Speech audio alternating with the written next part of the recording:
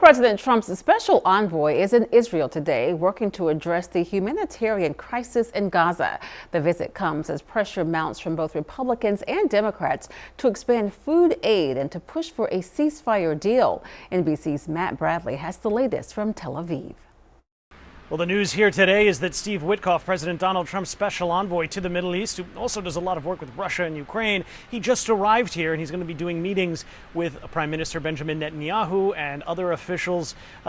This is actually a very interesting move because normally Mr. Witkoff doesn't come here unless there's some big deal in the offing, some ceasefire announcement that's about to be made or major advances in peace talks. Now we know that that is not the case, but it looks as though the Israelis have said that they will be pushing harder into the Gaza Strip now that those peace talks in Doha last week more or less have fallen apart. The situation in the Gaza Strip continues to be desperate.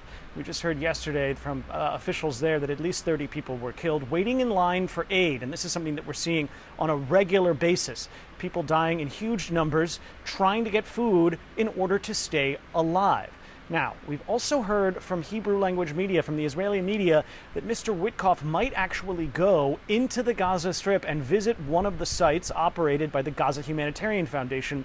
This is a controversial U.S. and Israeli-backed group that has taken up the mantle of distributing so far a lot of the aid that has been getting into the Gaza Strip.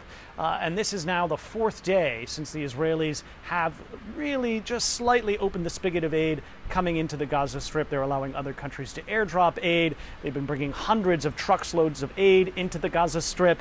But officials there say, and UN and aid agencies say, this isn't nearly enough, particularly to reverse the ravages of malnutrition on some of the youngest people, who so far make up more than half of about 150 dead from malnutrition ever since this war started. Matt Bradley, NBC News, Tel Aviv.